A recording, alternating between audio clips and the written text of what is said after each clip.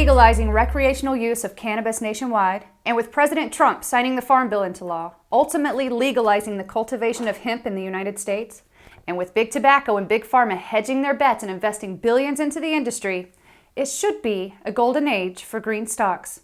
But for investors and the general public alike, real satisfaction has been elusive. See, for many of us, there's still a major stigma when it comes to cannabis. And that's understandable, as the plant has been a Schedule I controlled substance in the United States since the 1970s. Even though recent studies conclusively prove that cannabis is not only safe to consume, but also has some incredible health benefits. Joining us today to help us understand this industry is cannabis field expert Kevin Knowles. Kevin, how are you doing? Hey, Gabby. Yes, it's no secret that cannabis still has an image problem, but as you stated, the plant has some serious health benefits. But before we get into that, let's talk about the end of prohibition. Right now, the timing is perfect for investing, as plenty of states and the entire nation of Canada have now embraced recreational as well as medicinal consumption of cannabis. Growers can harvest without fear of day-to-day harassment. Sellers can operate in the open without any of the old cloak and dagger business that generations of smokers have accepted as a fact of life.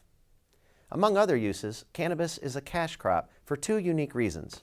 The first reason is because of something known as tetrahydrocannabinol, or THC.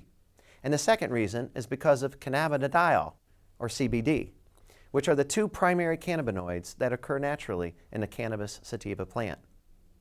THC is the main psychoactive component of the cannabis plant.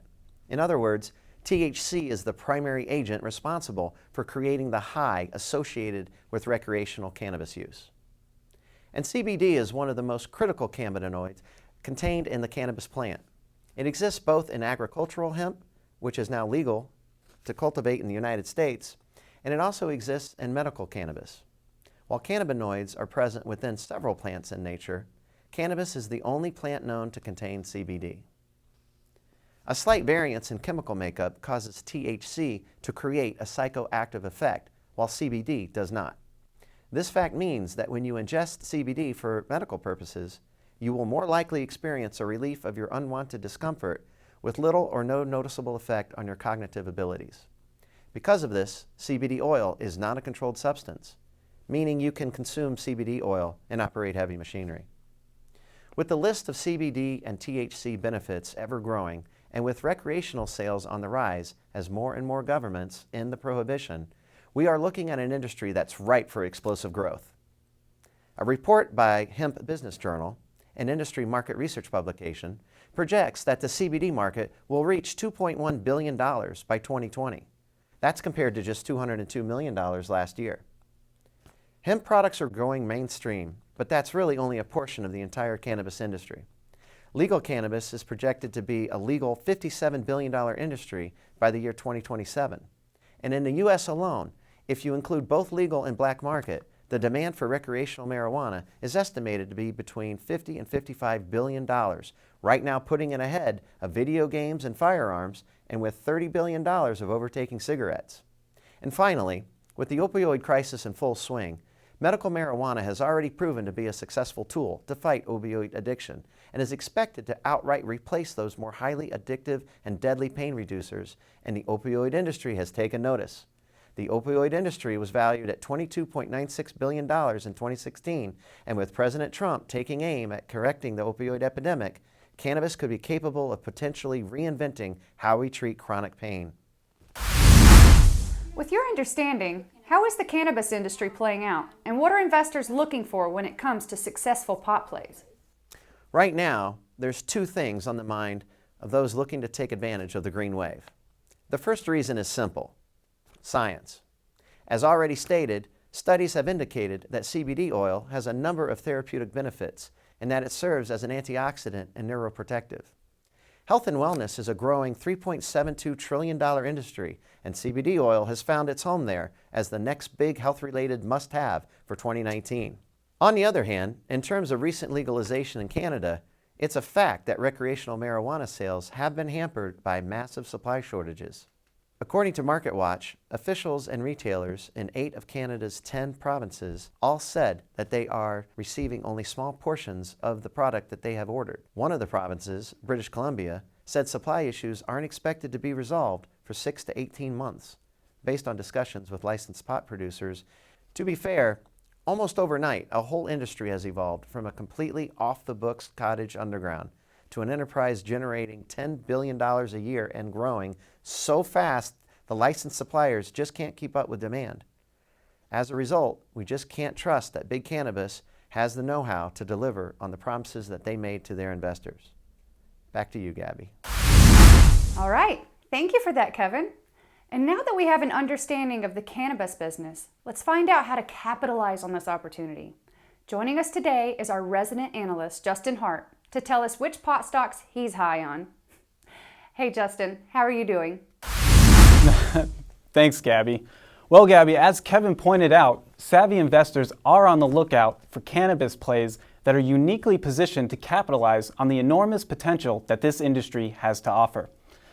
Let's start here by taking a look at Big Cannabis. These are your early adopters. They're making moves, they're in the news, but can they produce? That's the question.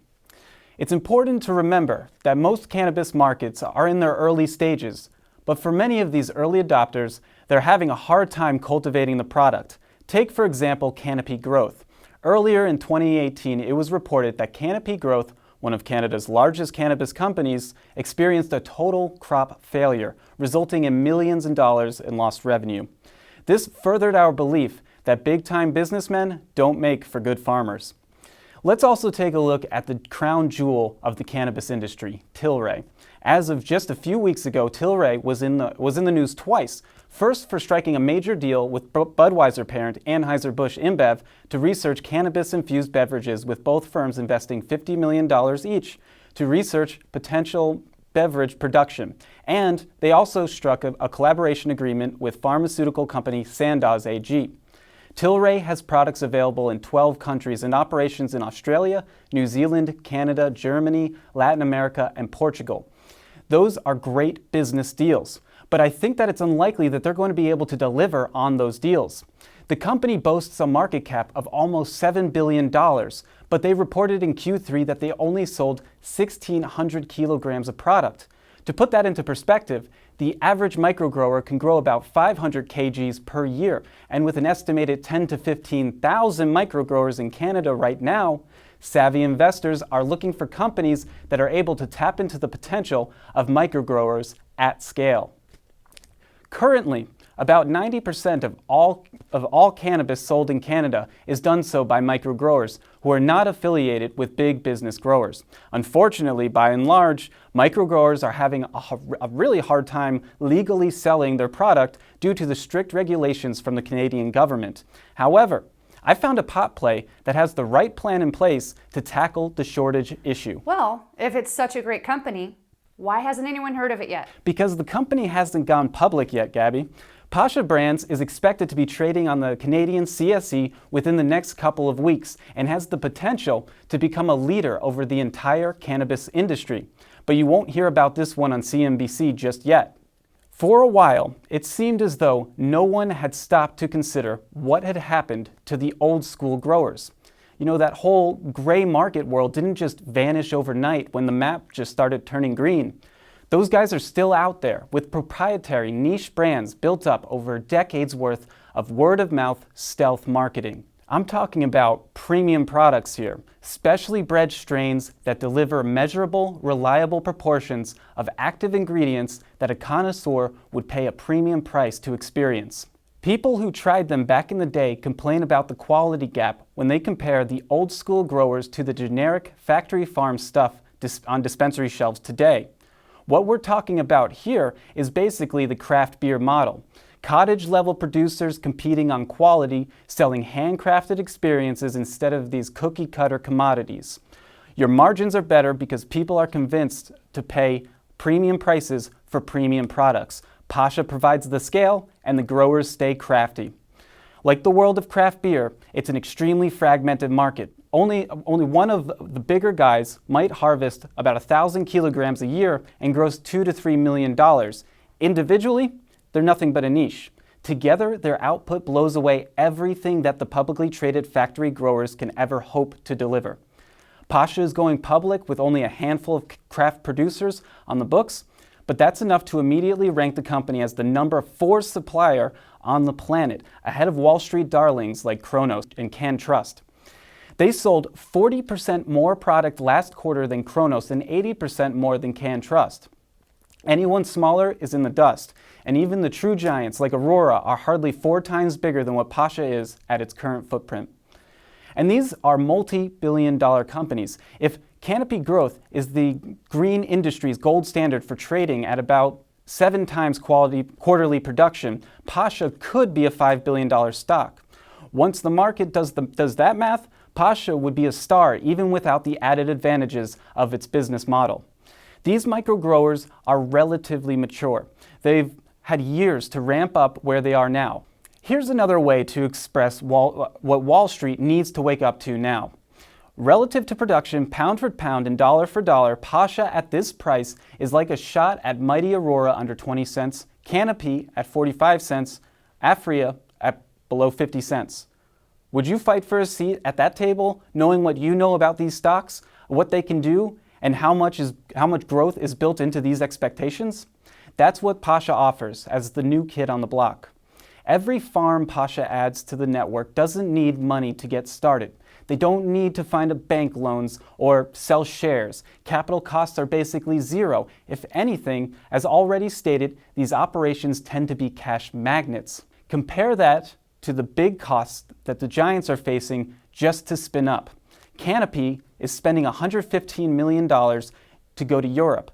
Aurora spent $150 million for a facility that will grow just 110 tons of plant a year starting sometime in the future. So you're telling me that Pasha is effectively cutting the line using growers that are already producing? Exactly, Gabby. Pasha adds capacity for only what it costs to bring in the existing operations. There's no capital constraint. They can truly grow as fast as they make friends. And to put this into perspective, British Columbian craft growers alone grow 300 tons a year. That's a capital investment of $400 million if someone like Aurora was trying to build it from the ground floor. All Pasha needs to do is keep rolling the cottage facilities together. Pasha has the critical mass. They've got scale, and they've got quality because all those little pieces of their supply chain are high-end artisanal operations. What do you do with that product? Add more value and ramp up the price points, baby. Moving on, Pasha has deep roots in the old Prohibition era culture. They know all about the great recipes generations of under-the-table consumers have used to stretch their shake and cultivate the perfect experience. They've already set up a processing facility to extract ultra-premium grade oils. That's the opposite of how the industrial side of the business operates, where low-grade raw product gets manipulated in order to stretch the quality factor. Pasha's products start out good, and it ends even better. Vape oils alone might be a $1 billion market in Canada next year. Certified organic products will target specific active ingredient profiles. Edibles move up the value chain with higher price points and theoretically endless snob appeal when they get legalized. And management knows how all of this stuff works. Chairman Patrick Brockman effectively grew up in the culture. He's not abandoning its legacy or innovations. He's bringing it all into modern, legal, structured, and business-forward world. And he knows how to build a company that makes shareholders very happy.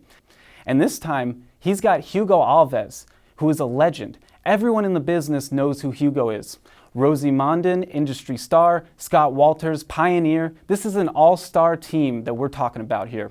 And they're talking about a new kind of dispensary, more of an Apple store crossed with a really good coffee house, a place where people can go to soak in the ambiance, but the smoke is laced with modern retail know-how.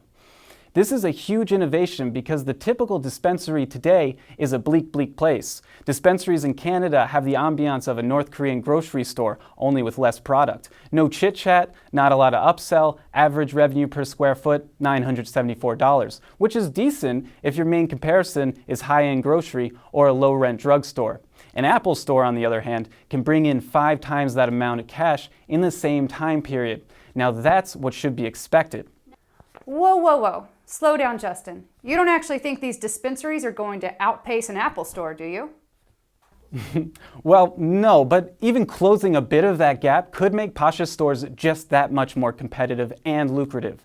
Now, I've given some metrics for how we might evaluate the company's potential compared to the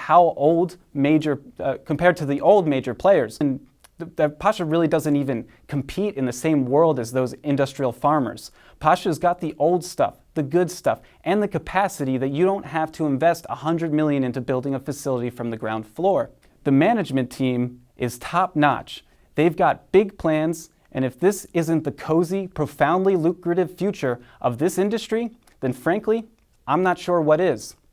Pasha is going on the top of my watch list, and I think that you should consider putting it on the top of yours if you've been looking for a truly outside-the-box way to participate in the green revolution. You know what to do. How often do we get a company that rockets to the forefront of one of the hottest industries on earth? That's the Pasha opportunity. This is your host with Stock Talk Today. Make sure you stay tuned for more news and updates on Pasha and the cannabis industry as it continues to develop.